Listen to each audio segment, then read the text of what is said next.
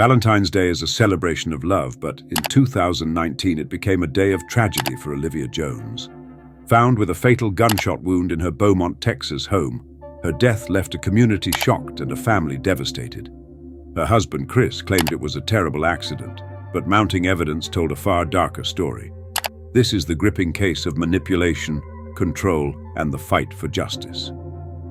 On Valentine's Day morning in 2019, Olivia Jones strolled through an H-E-B supermarket, picking up groceries for a dinner with her husband, Chris.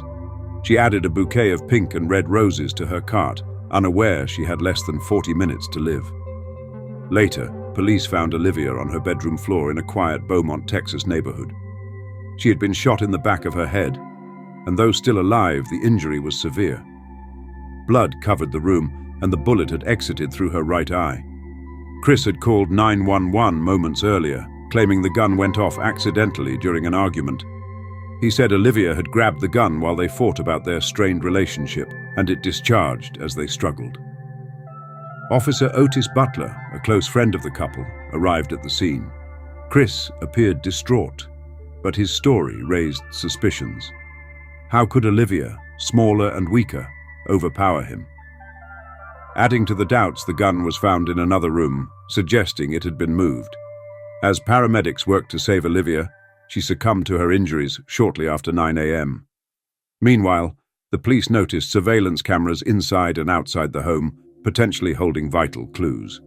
With too many inconsistencies in Chris's account, officers decided to detain him for further questioning.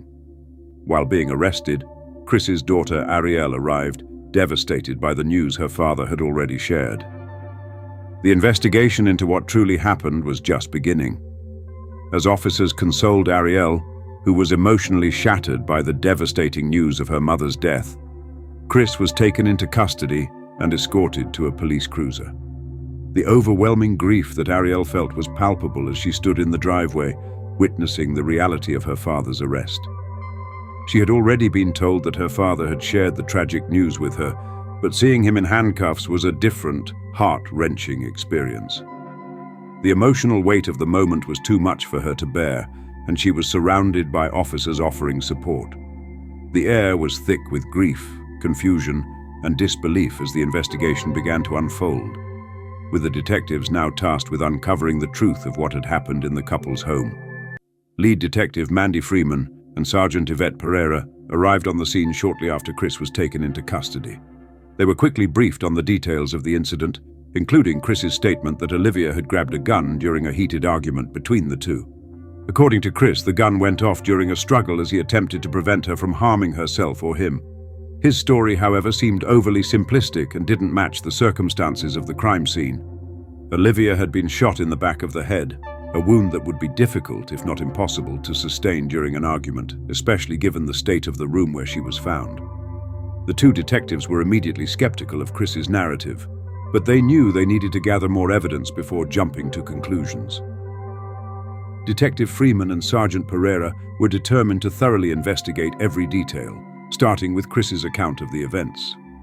As they began speaking to witnesses and reviewing evidence, they learned of the tense dynamics in Chris and Olivia's relationship. According to those who knew the couple, Olivia had often been the subject of Chris's harsh words and controlling behavior. He had a history of abusive behavior, and this wasn't the first time that Olivia had been placed in a position where she felt powerless. The investigators' suspicions grew as they dug deeper into Chris's background, uncovering more disturbing patterns of abusive actions that seemed to support the possibility that Olivia's death was not an accident. Chris's claim that Olivia had grabbed the gun during a struggle and accidentally shot herself was further contradicted by the forensic evidence at the scene. The officers found it suspicious that the gun was located in another room, far from where the struggle supposedly occurred.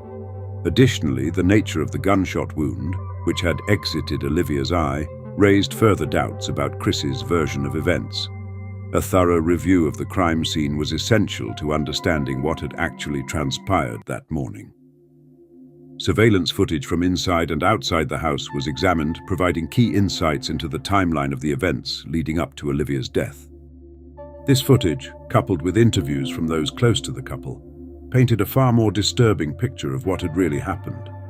The detectives pressed on with their investigation, gathering crucial information and piecing together a timeline of events that seemed to contradict Chris's story at every turn. They reviewed Chris's prior history of violence and controlling behavior, which began to paint a clearer picture of the kind of relationship Olivia had been living in. Despite the mounting evidence against him, Chris continued to deny any wrongdoing. But with each new discovery, the detectives grew more certain that Chris's version of events was not only fabricated, but part of a larger pattern of abusive behavior that ultimately led to Olivia's tragic death. The investigation was far from over, but the evidence was undeniable. Chris's role in Olivia's death would soon be brought to light. While evidence was being collected, Olivia's sister Angela arrived. Ariel broke down again, overcome with grief. Chris was taken to the station, where photos were taken of his blood-covered hands. When detectives began their interview with Chris, he offered an account of the events that led to Olivia's death. According to Chris, the argument between him and Olivia had started over what he described as her lack of contribution to their relationship. He expressed frustration over what he perceived as her failure to meet his expectations, which led him to tell her that he wanted a divorce. Chris claimed that this announcement set Olivia off, causing her to retreat to the bedroom, where she grabbed a gun. He stated that he tried to calm her down, assuring her that the gun wouldn't solve anything. His demeanor during the interview suggested that he was trying to appear rational and composed, attempting to convince the detectives that the situation had spiraled out of control only due to Olivia's actions. However, as the interview progressed, there were inconsistencies in Chris's account that raised suspicion. The detectives noted that his story didn't align with the physical evidence they had gathered at the scene. The location of the gun, the trajectory of the bullet, and the nature of the wound Olivia sustained contradicted Chris's claims. Despite his insistence that he had acted out of concern for Olivia's safety, the detectives couldn't ignore the growing doubts about his narrative. His repeated claims of trying to calm Olivia down sounded rehearsed, as if he were attempting to minimize his role in the escalating confrontation. The more Chris spoke, the more his explanations seemed to fall apart under scrutiny. As the detectives continued to question him, they grew more skeptical of his version of events. They began to suspect that Chris might have been attempting to manipulate the situation, portraying himself as the calm, reasonable one who was simply trying to prevent tragedy. But the physical evidence told a different story. The detectives noticed that Chris's emotional responses seemed out of sync with the severity of the situation. He was overly calm for someone who had just witnessed such a traumatic event. This raised further questions about his involvement and whether his account was merely an attempt to deflect suspicion. The detectives also found that Chris's explanation of the argument was incomplete. While he claimed that he had told Olivia about the divorce and she reacted by grabbing the gun, there was no mention of any specific threats or escalation that might have led Olivia to feel that she had no other choice but to defend herself. Furthermore, Chris's denial of any intentional wrongdoing was starting to seem increasingly improbable. The detectives were aware that when someone is involved in a violent altercation, their accounts tend to be filled with emotional inconsistencies. But Chris's story seemed too rehearsed and lacking in detail. It became clear that there were still many questions left unanswered. Despite Chris's insistence on the events as he had described them, the detectives had already begun piecing together a different narrative. Olivia's family, friends, and even those close to the couple had painted a troubling picture of Chris's behavior over the years. His controlling tendencies, abusive actions, and history of violence were becoming undeniable. The detectives knew they needed more than just Chris's words to build their case, and they began to focus on other aspects of the investigation, including forensic evidence and surveillance footage, to uncover the truth about what had happened in the moments leading up to Olivia's death. Chris's account was just the beginning, but it was clear that the investigation had only just begun to unravel the full story. Chris handed over his cell phone, giving detectives access to the home security camera footage. The police reviewed the recordings and noticed a crucial gap. At 8:41 a.m., Olivia was seen in the kitchen going about her morning. But at 8:44 a.m., the footage cut back in, showing Chris pacing the house while on the phone with 911. This 3-minute gap raised suspicions. When asked about the missing footage, Chris denied knowing why it wasn't recorded, blaming technical issues like internet problems or low camera batteries. Detectives were skeptical, believing Chris, the only one with access to the footage, might have tampered with it. Without the missing video, detectives asked Chris to reenact his version of events, showing how he tried to disarm Olivia. Detectives continued questioning Chris, but his answers seemed inconsistent, as if he was making up details on the spot. This only deepened their suspicions.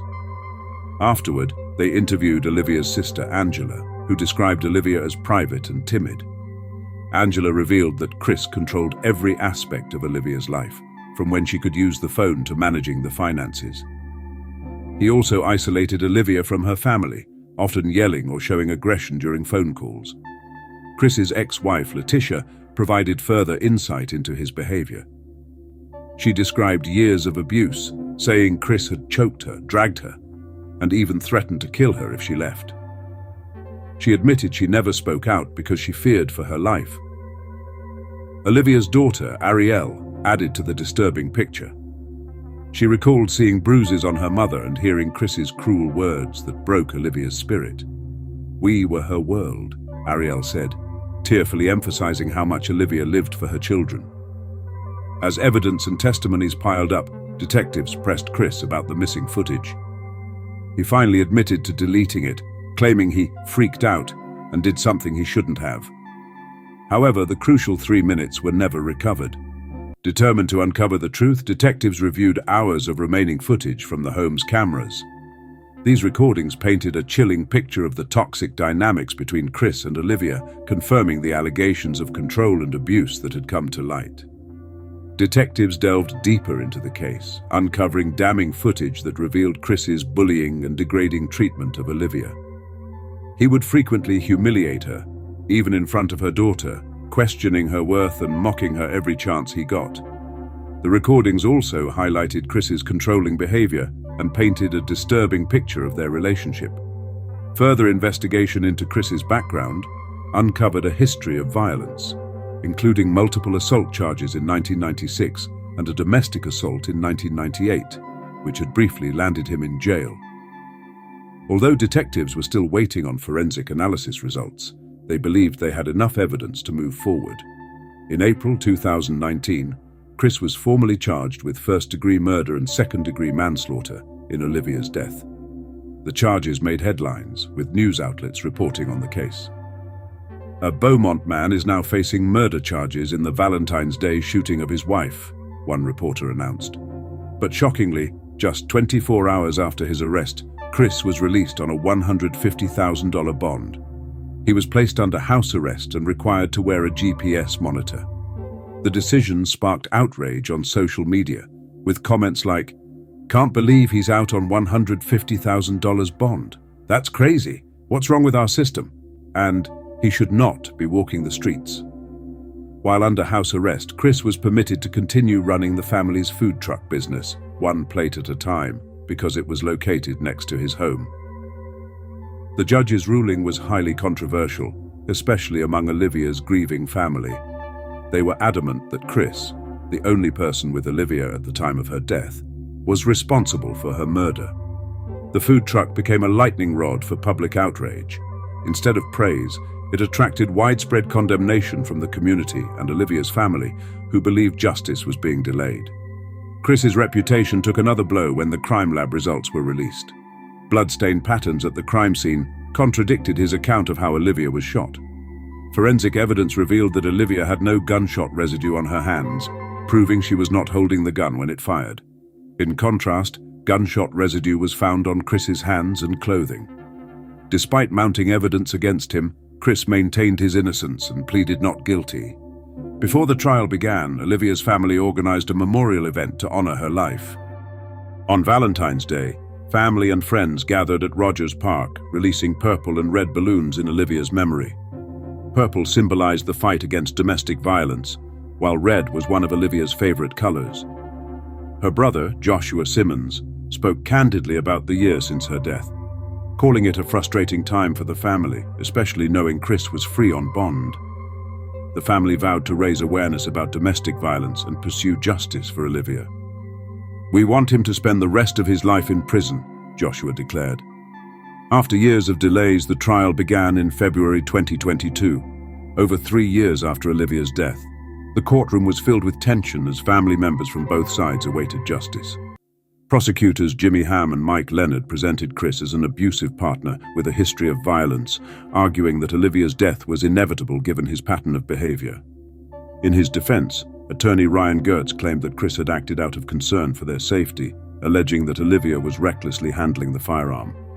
However, forensic pathologist Celeste Dino Rossi delivered a crucial testimony, confirming the absence of gunshot residue on Olivia's hands and disputing the defense's narrative of an accidental shooting.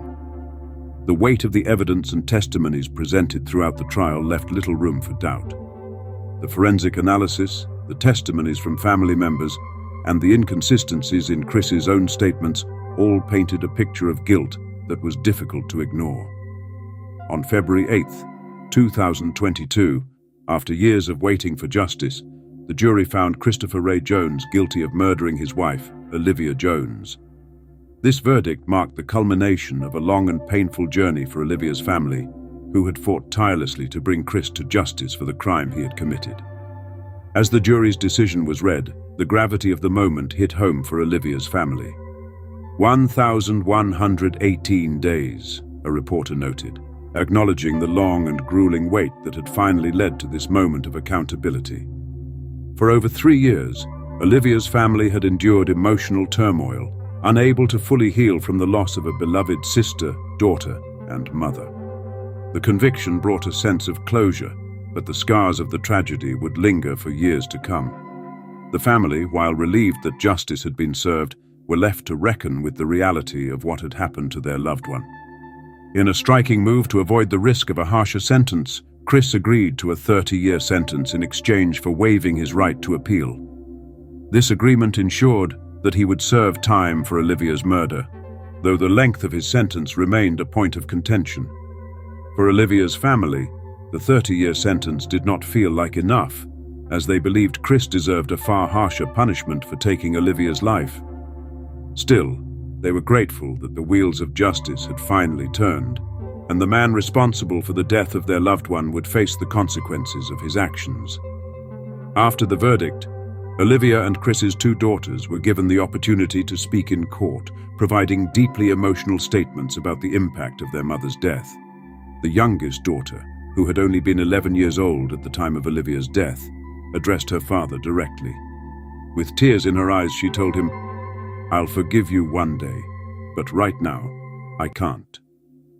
Her words echoed the heartbreak and confusion that so many children of violent crime experience, struggling to comprehend the actions of someone they had once loved and trusted.